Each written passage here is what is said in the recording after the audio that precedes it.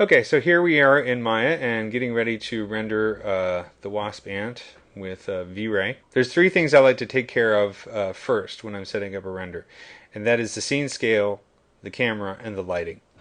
So let's take a look at how I go about setting that up. Here's the geometry imported from ZBrush. When I imported this into Maya from ZBrush, the scale was not exactly what I wanted. So what I'll do is I'll group all the geometry and I'll perform all my scaling and transforms on the group, at least until I get around to rigging her, if that's what I want to do. And the reason is because if I need to send part of this back to ZBrush to make a change or something like that, I can just, set the scale back to 1, set the translate back to 0, select the part I need to export and bring it back into ZBrush. And that way I don't get, the scale doesn't get all messed up going between Maya and ZBrush. But when I want to set up the scale, my initial concept for this particular insect was that she's going to be fairly large, about 10 centimeters in length from head to the tip of the abdomen. So not the kind of thing you want to find crawling on your back. So I created basically a distance dimension.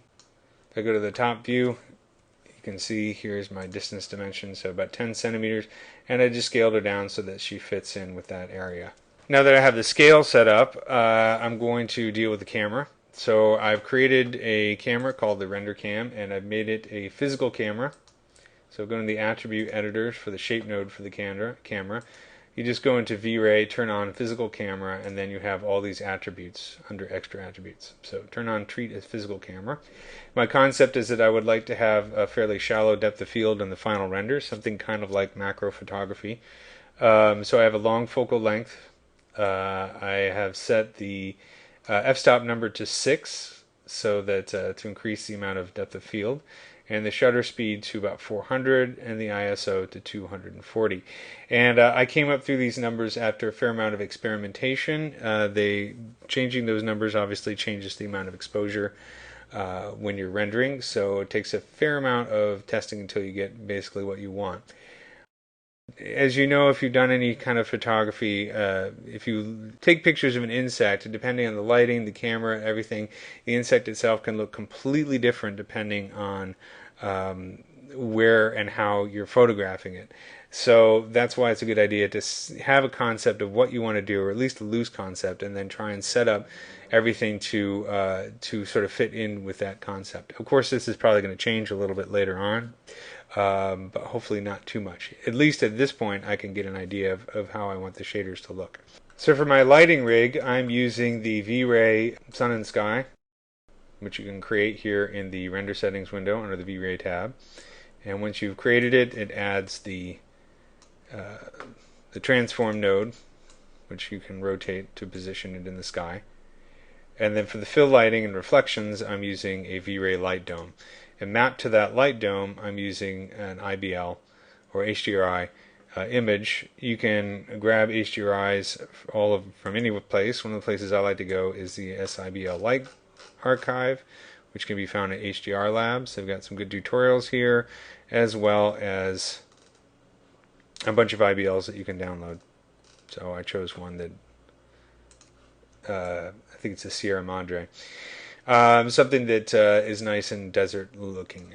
So then it's fairly common practice with macro photography to use a flash. So for the moment I've just got something in here that's working pretty well. I might upgrade this a little bit later on when I get closer to the final render. But I've created a V-Ray rectangular light, which you can see right here, and I've actually parented it to the camera. So as I move the camera around, it moves around as well. And I've set the light up to be fairly bright. The thing you had to be careful, of course, is if I move the camera closer to the inset, it's going to get brighter. So I had to sort of pay attention to the intensity multiplier as well as how close the camera is to the actual object. One way you can sort of avoid having to mess with this too much is to remember to use the zoom factor when you're zooming in on your insect or your subject, rather than moving backwards and forwards. Of course, I always forget and end up moving backwards and forwards anyways, but it's a good thing to keep in mind to try and use that zoom factor as much as possible. So as far as the actual intensity multiplier for the light goes, as I mentioned before, depending on how close the light is to the camera, So anywhere between 40,000 to 80,000, or maybe say like 30,000 to 80,000. It's hard to give an exact setting that's going to work for every single scene because, as I mentioned before, so many things factor into how bright the lighting is going to look, and that mainly the scale of the scene plus the settings in the render cam, your f-stop value, your focal length, your ISO settings, all of these settings that you find in the extra V-Ray attributes for the physical camera are going to have a huge impact on how bright your scene looks. So what that means is a lot of tweaking, but it also means that if I give you a specific setting, like I say, set your light at 80,000, that's going to be meaningless if you're doing this sort of a similar setup on your own scene because of the just how sensitive these settings are based on the camera and all the other factors integrated into it. Hopefully that's somewhat helpful. Again, it's a lot of tweaking and tweaking and tweaking. Hopefully that's something that you enjoy doing because when you're setting up shaders and rendering, especially with something as complex as V-Ray, you're going to be doing it a lot. It is something that I enjoy doing. It's actually, like I mentioned before, my favorite part of the whole process because you see your actual your work actually come to life. To understand how to set up V-Ray, your render settings, I recommend checking out the Niederhorst settings movie on YouTube. This is a very great explanation of the steps you should go through in order to set everything up so to make rendering a lot easier, because there are a lot of switches and dials and complex stuff going on in V-Ray, and a lot of it can't really cover in this DVD, and I think that Mr. Niederhorst is much more of an expert than I am. So I would say check out his little tutorial online. But that's basically the settings I'm using with a very little variation. In fact, once I set them up, I just actually created myself a render preset, Niederhorst right here. This time I spelled it right. And that's what I use when I'm just basically going through the essential setup for V-Ray. So with all that set up, I can start thinking about my rendering and shading. The one last thing that I like to do when I'm doing this is, let me hide the wasp there, and I just have a very simple sphere with a V-Ray shader attached to it, which is just a chrome. It's highly reflective. And what this does is I'll stick this in front of my subject, and that just sort of helps me keep track of what's going on in the lighting and the reflections, and I can compare that with what's going on my subject. So that way, if it looks like the reflections are not actually working for some reason, I can check this out and see that it's maybe something in my shader rather than something going on with the actual lights or something like that. So just a little handy thing to have around, and you'll see it in my test renders as I go through this process. Okay, so I'm starting to set up the shaders for the wasp ant, and I usually like to start with displacement first because that usually requires the most tweaking or possibly the most troubleshooting later on. So I want to create some very generic V-Ray materials, apply them to the parts of the wasp ant, and then tweak the displacements, set up my displacements and tweak them until they start to look good, or at least the way that I want. This is a render of the model with just displacements on it. And this is what I love about V-Ray in general, is the displacements look really good. I mean, I haven't even added the bump textures yet. You can even see on this eye here, you can start to see the facets of it, as well as some of the finer details here on the model itself. I'm going to bring these out even more when I add the bump. It's nice to know that you can get this amount of detail just from displacements alone using V-Ray. So in terms of setting up the displacements, there's a few ways to do it in V-Ray. I use probably what is the long method, but it allows me to also tweak each individual piece of geometry until I get it looking the way that I want. As a brief overview, you essentially select the geometry that you want to displace, and you go to the shape node of the geometry, and under the attributes editor, I usually turn on subdivision and displacement quality, and displacement control. So this means that the model is going to be subdivided at render time. That's, if you're a mental ray user, that's similar to setting up an approximation node, kind of same kind of thing. And then you also have control over the displacement. So a lot of the editing that you do of the displacement is actually done in the shape node of the geometry rather than in the shader. And that actually works really well because it means that you can use the same displacement map for a number of different pieces of geometry, or even the same shader for a number of different pieces of geometry, but then control the displacement for, say, the head versus the thorax or whatever separately. Once you add these nodes, you basically go down to the extra V-Ray attributes, and this is where you can set up the basic controls. I do want to render as a subdivision surface. I'll subdivide the UVs at borders, why not? Subdivide UVs. Turn on override global settings, so this basically any subdivision settings that are found in the render settings are now overridden with these settings. Turn off view dependent. And then you want to set up your edge length and your max subdivisions. And these are the settings that I've found work pretty well. But you can test. For test renders, you might want to start this out at a value like 0.1. As you lower this value, you're going to increase the quality, but also increase render time. So you might want to start with a setting of something like 0.1 and just move it down and see if that gives you any better quality at the expense of increasing render time. And then the max subdivisions is basically the maximum number of times it's going to subdivide any part of the geometry in order to accommodate the detail of the displacement. So if this setting is higher, I think the default is 256. As this setting gets higher, again, it will subdivide the model more, which could increase render time. So I've set the edge length to 0.1 and the max subdivisions to 12. Just as a starting point, and these actually work pretty darn well, so I may not tweak these too much. And I use the same settings for pretty much the other pieces of geometry as well.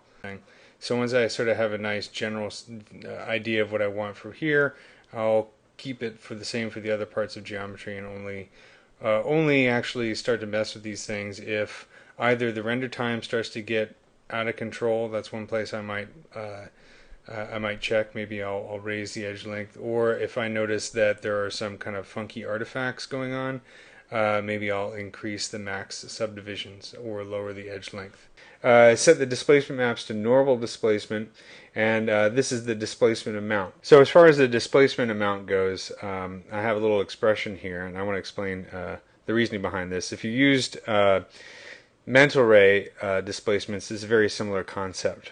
Essentially, this allows me to convert the values exported from ZBrush in the displacement map to the right value range for V-Ray. Very similar to the way that mental ray works. If you recall, if we go back to ZBrush here really quickly, in my multi-map exporter, when I set up displacement settings, I remember I set this mid value to 0.5. And the reason behind that was so that when I generated my displacement map, and here it is, for that particular part, the values are grayscale. So grayscale means, or medium gray means no displacement. Lighter colors displace out, darker colors displace in. And this is opposed to how V-Ray likes to see displacements where negative values actually push in and positive values push out. So to compensate for that, very simple concept, you just have to make sure that your displacement shift is minus 1/2 the displacement amount. So set your displacement amount, make sure that the displacement shift is minus 1/2 that.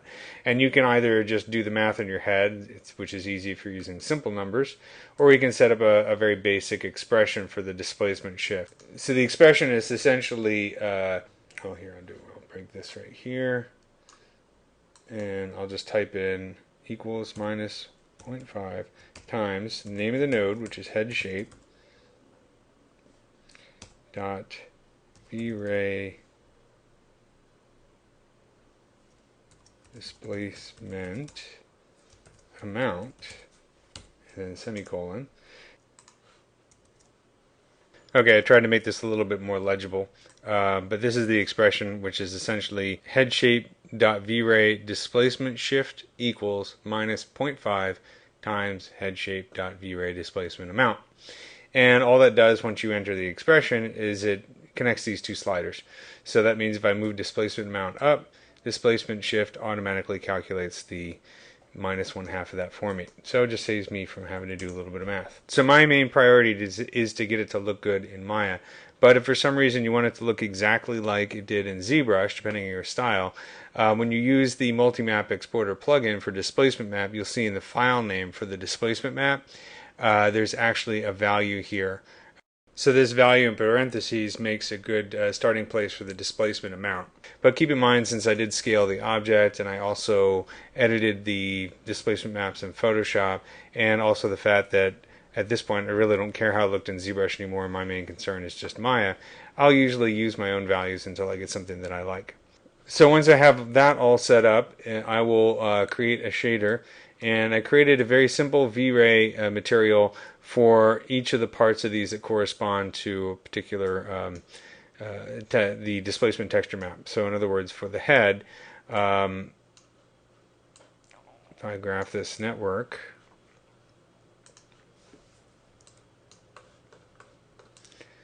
and take a look at it, you can see that this shader is actually applied to the antenna, the head, and the mouth parts. So it's the same shader applied to all those, same displacement map for all of them. And the shader itself is just a V-Ray material with gray diffuse color, mid-level amount of diffuse, and then like a basic blend of reflection and medium amount of reflection and a little bit of reflection glossiness. I want to have some kind of specular highlight there so that can show off the detail of the displacement. So this is sort of the result, just kind of very generic shaders applied to all the parts with just the displacement map. The displacement map, just like with Mental Ray, you want to actually hook the displacement map node up to the shading group. So this is the shading group that goes between the shader and the actual geometry, and add the displacement to the displacement material channel right here. And you should be good to go. So this is the result once all of these have been applied. And you also notice I have my little chrome ball here, so you can see just the light right here. This is the sunlight, so it's coming from about this direction. Here's my sort of stand-in flash, which is just a rectangular light, but you can see it reflected here. And you can sort of see how the light's interacting with the surface, as well as the displacement itself, which is what I'm most concerned about. After I add the displacement, I'll add a bump map to each of the shaders that I've applied here. So I'll either do a bump or a normal map, depending on what I'm deciding to use. In this case, I'm using a bump map, and I can adjust the strength of the bump map by adjusting the bump multiplier slider right here. So if you can see, this is sort of with just displacement. Here we take a look at the bump here as well, and you can see in the eye it's starting to bring out some of the detail a little bit more. It might be a little bit overdone in some parts, so I might dial it back. Depends on what it looks like as I start to add more to the shader. But in Photoshop, you can see, again, I have these organized so that my bump maps are all for each different texture space are grouped together. And then I try and edit as non-destructively as possible, so I'll use layer masks and adjustment layers as much as possible, and then simply export these and connect them up to the shader.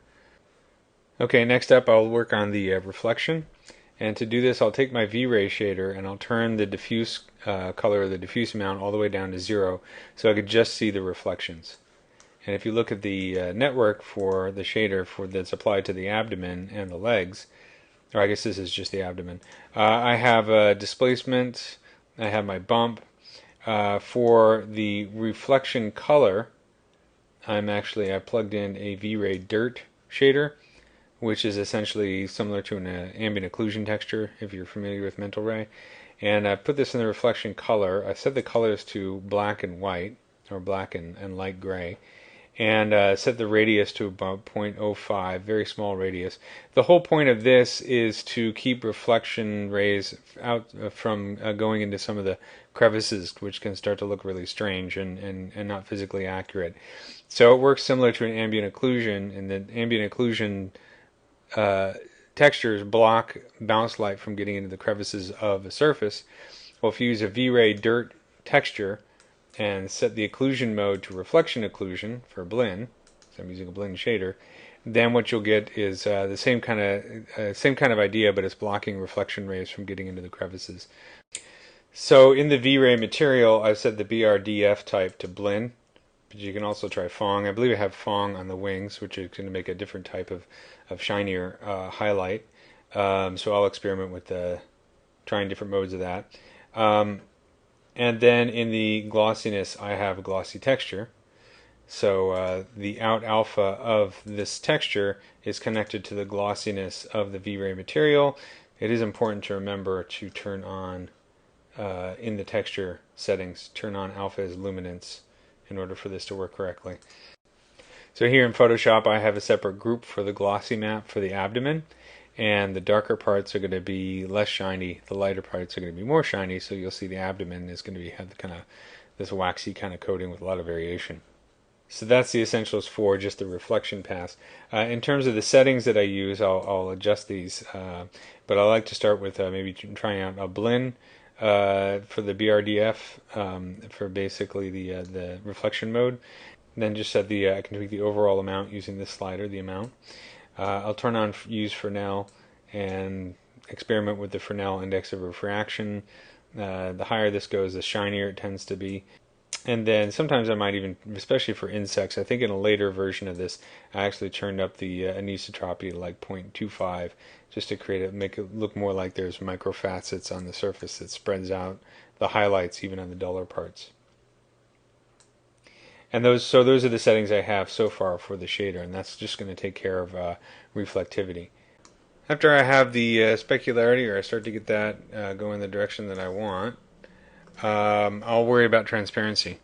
So for this particular model, I just want a little bit of transparency on the hind wings, which is something I've seen in some insects or some of the specimens that I have. I think it's kind of a neat effect. Once again, is it appropriate for wasps? I don't know, but I'm sort of taking a departure from reality at this point. It definitely looks neat. So I painted some transparency maps in Photoshop, once again, just based on the other maps that I've generated from ZBrush. A little bit of processing, some textures that I've actually hand painted. So for instance, this texture just adds kind of a little bit of subtlety to it. And then a little bit of processing. And that texture is plugged into the refraction amount. And I'm leaving the refraction color as white. I'll keep refraction glossiness at 1. Lowering that value would start to blur out the refractions, which makes the wing look a little bit thicker, and I want something that looks nice and thin and very delicate. Okay, now we start to get into a little translucency, and as you can tell from the sirens in the background, things start to get a little bit more exciting. Also a little bit more complicated. But my goal here is to add a certain amount of translucency to the look of my insect. And the smaller things are, the more they tend to be translucent. Really small things tend to be transparent. So I have to be careful, because if I overdo it, I'm going to undermine the scale that I'm trying to convey in my render. Once again, this thing's supposed to be a fairly large bug, so I don't want to go overboard. You'll notice that it's very colorful. So this is all based on the poly painting that I did in ZBrush, and if you remember, I really wanted to create something that looked very different from a typical wasp. Something that looks like it lives in the desert, something with colors that you wouldn't normally see on this type of insect. Because after all, this is supposed to be somewhat fantastic. And for the most part, I'm pleased with the results. It actually does look like it would blend in with the cactus. The abdomen almost looks like some kind of fruit growing off of a cactus or something like that. So overall, I think it looks pretty neat. A little bit of tweaking still to go before it's perfect, but you get the basic idea. And you can see I have the eyes are starting to look a little bit more interesting too. So how do I get to here is the question, and I'm doing that using a combination of V-Ray blend materials with the fast subsurface scattering 2 V-Ray material, and also the displacement and reflectivity that I've already set up in the previous sections. So you can sort of see the logic behind going into kind of a step by step. If I throw all of the stuff onto my insect at once. In other words, if I try and get the displacement, the bump, the reflection, the subsurface, all this stuff all at the same time and then hit render, chances are my machine is just going to grind away, and it's going to be a real pain in the neck to try and figure out what's going on. So this is this is basically my reasoning for going kind of step by step and methodically.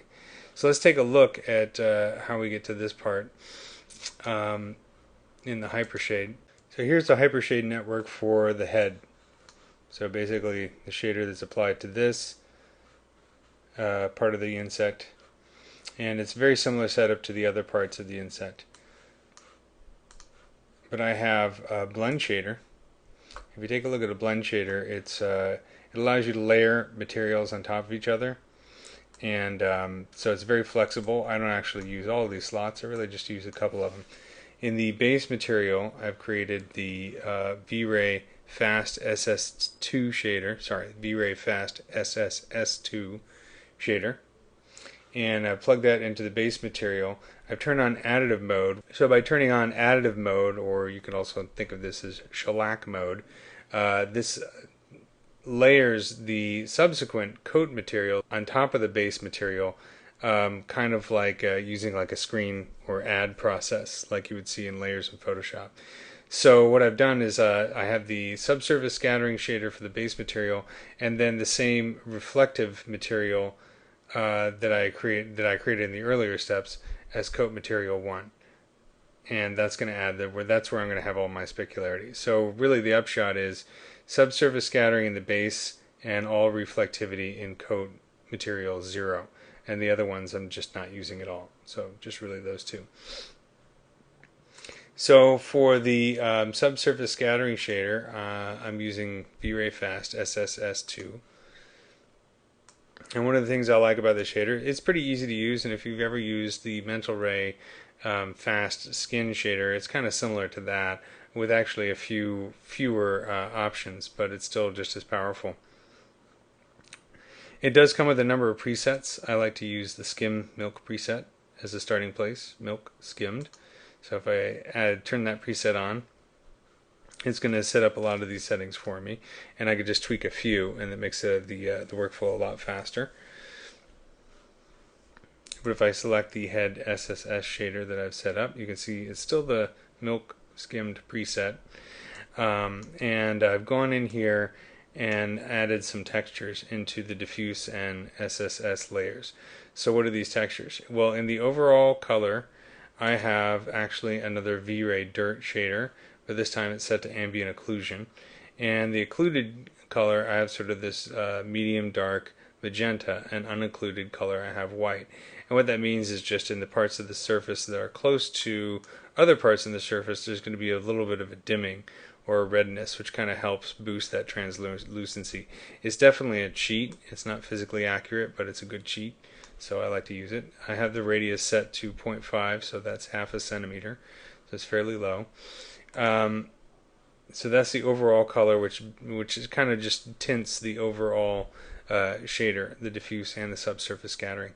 Under diffuse color, I have texture, and this is essentially a variation on my polypainted colors that I exported from ZBrush. So if I take a look at Photoshop here, I'll turn on the diffuse group. So here's my diffuse group, and I just have my original texture exported from ZBrush with just a little bit of processing on it. So I've just sort of desaturated a little bit and brought down the colors just a little bit. So that's diffuse. For my scatter color, I have a very saturated and dark version of the texture, and the scatter color tends to be fairly subtle. It is similar to backscattering in the Mental Ray Fast Skin shader. So this is the texture that's plugged into scatter. And then I have in the subsurface channel, I have semi-desaturated and colorized version of the texture. So I want to go for a little bit more of this dusky yellowish green for an overall color. So I've added a little bit of hue and saturation, and I took the occlusion pass that I exported from ZBrush and I colorized it a little bit, making it kind of green, and I'm just overlaying that as multiply. And then, you know, copy merged, export this as, I guess I'm using JPEGs, which seems to work just fine, and plug that into subsurface color. And the diffuse amount I've set to 0.5, so it's a medium level of diffuse. Specularity I've turned down to 0, so I'm not using any of the specular channel here in the subsurface scattering shader. I'm going to take care of that with the in the blend material. But that's what I have applied to the head. A couple other things I want to point out. My displacement, I've taken my original head shader that I created before when I was testing the reflections, and I disconnected the displacement map from it, and I reconnected the displacement map into the shading group node for the blend material. So here we have displacement is now hooked up to the blend material shading group node. And I've taken my original reflectivity material with the same texture maps that I set up before, and turned down, kept the diffuse down to 0, and kept many of the other settings the same. And I do have some bump on here, a little bit of anisotropy. And that's being plugged into coat material 0. And that's sort of the basic approach I'm taking to most of the pieces of geometry. So very similar to the thorax, the abdomen, and the legs. There is some variation in the shininess of each part. I don't want to make it too boring, so I do add a certain amount of variation. You also know that the hues in here do sort of change as we go from one part of the insect to another. And again, that's partially for variety, but it's also based on the observations I made of insects up close. So you notice I have little green tips to the antenna here. I have some sort of this dusky brown. I'm bringing in yellows, greens around the eyes, another green right here. However, the thorax is a little bit less saturated, but then I bring the saturation back into the abdomen. While as I go on to the legs and the wings, at least the wing veining, you can see I've got more brown colors and some of this dark magenta, just like I set up in ZBrush. For the eyes, it's a similar setup, although I pumped up some of the subsurface scattering quite a bit, and I've also added color into the reflection. And if you look close at some insects, not all, but a few of them, this is kind of an interesting artifact that you can see in some macro photography, where the facets of the eyes actually start to reflect colors other than white, and it's a nifty effect. It can be abused, but it's still kind of cool. If I take a look at the shader for the eyes, so if I take a look at the eye, again I have a blend with a subsurface scattering stuck as the base material, and the V-ray material stuck as for the reflectivity. So for reflection color, I have an actual ramp, and it's going from red to green to white, and I'm using a sampler inflow. This is a very old trick. The sampler info is connected to the V coordinates of the ramp. So in order to set this up, you want to connect the facing ratio output of the sampler info node into the V coordinates of the ramp, and that'll give you sort of the, that's one way to do sort of the incidence angle kind of effect. And then I also have the bump and the gloss, just as I had before, and as well as a displacement hooked up to the shading group node. As far as if I take a look again at the subsurface scattering shader, when I'm trying to determine the amount of translucence based on the skim milk preset, the settings that I will change could be the index of refraction, and also scatter radius. So this is right now, that means that the light is scattering, penetrating up to 2 centimeters, which is a lot. So that's why the eyes seem to glow quite a bit more than the other parts of the surface, which might have a lower setting for the scatter radius. And then the phase function, for the most part, I'm leaving at 0.8, which comes with the milk preset, but you can play with this a little bit. It just changes essentially the direction of the light rays. As they enter the surface and bounce around, are they just going to continue on in the same direction, or are they going to bounce out, or are they going to bounce out at a different angle? And you can mess with the phase function to sort of determine that. Again, play with it and see what you like. That's the easiest way to do it.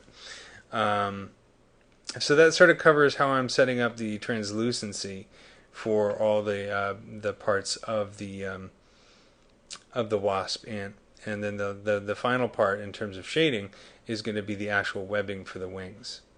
Okay, so this brings us to the wings, and I wanted to create something somewhat spectacular for the wings. So just to underscore the idea that this is not your everyday wasp, but a creature or an insect from another time and another place. So to create this effect, I used the V-Ray double-sided material, which works really great for thin or single-sided surfaces that are meant to be somewhat translucent. So things like leaves, wings, etc.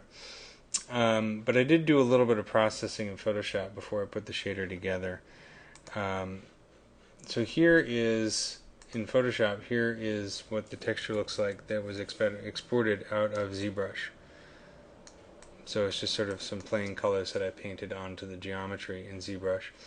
And on top of this, I started to add things like the cavity and the occlusion passes with a little bit of processing, a little bit of effects work. So I used things like the chrome filter in Photoshop, and I added some additional layers with different layer modes like overlay and multiply and screen. A lot of it is just experimentation. And then again with levels as a separate layer, adjustment layer. And then I went in here and I actually painted, and this took a while, but I think it's worth it. I painted this kind of cellular-like pattern on top of this to underscore the idea that these wings are made up of individual cells. It's essentially a membrane. To sort of justify this, if I take a look at some of my reference images, so these are images I took of a moth wing using my little USB microscope. So you can see it's almost like a fingerprint pattern, and you can see how we have little different splotches of pigment here. This is what creates the pattern. It almost looks like pixels in a way, which is kind of cool. So here's another one from a different insect that where you can sort of see this kind of pattern. It looks really neat when you look at it close up. You see these different designs. So I went with sort of a variation of that, and just using sort of my own imagination to sort of come up with the idea that this looks like more of an organic surface. So I sort of painstakingly painted this as a layer mask, and I did do some copying and pasting, obviously, because it is a very laborious process. And I added this, to process. This is what the actual layer mask looks like. So I use this as a way to process the colors and to make it look a little bit less plain, and also it helps it to sort of boost up the resolution a little bit too.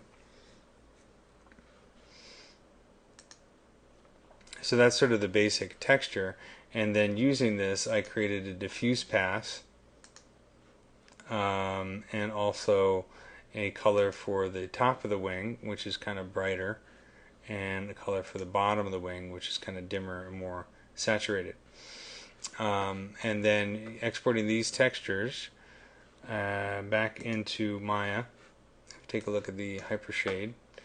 So the actual shader itself is it's the two-sided material, V-Ray two-sided material, and into the front material and the back material, or what I'm calling the top and the bottom, I've plugged in V-Ray shaders. So these are just standard V-Ray shaders, and they're kind of just very, very similar in a way. So the top one has a less saturated version of the texture set to a Fong. I do have using the same textures I was using before for reflection glossiness, and also adding some bump. And of course I have a displacement hooked up to the shading group node of the two-sided material. But I also have in these shaders, if you recall, this is my transparency. Let's see if I can zoom in here. So this is my texture file that I created for the transparency, which I was demonstrating earlier in this chapter. And I have this plugged into the refraction color of both the top material and the bottom material, which is allowing that kind of transparency. And I also have taken kind of a variation of that, which I call the translucent texture. Let's take a look at it in Photoshop. I think I misspelled it. It's called translucency here in Photoshop, but that's a typo. And what this is you can see this is what's controlling the translucency of the two-sided material. So you can see I have much lighter colors here towards the end of the hind wings and some of that texture coming through, and then more grays in other parts of the shader. So again, just sort of messing around in Photoshop to come up with that. And I plug that into, if you look at the two-sided material, it is plugged into the translucency texture. So that's sort of what I'm using to create the transparency and the translucency of the wing. And I think when this is hit with a stronger backlight, you'll start to see a little bit more of the benefit of using the two-sided material to do this kind of effect. So that's the shading setup. It looks like it's pretty straightforward, but of course in reality it does take quite a long time to set it up and get everything working exactly the way you want, or the way I want. So a lot of kind of a few hours of tweaking and testing and playing with things until I get that kind of insecty quality that I'm looking for, that I have in my mind. So in the next chapter we'll talk about setting up the hair, and we'll also talk about posing and doing a final render.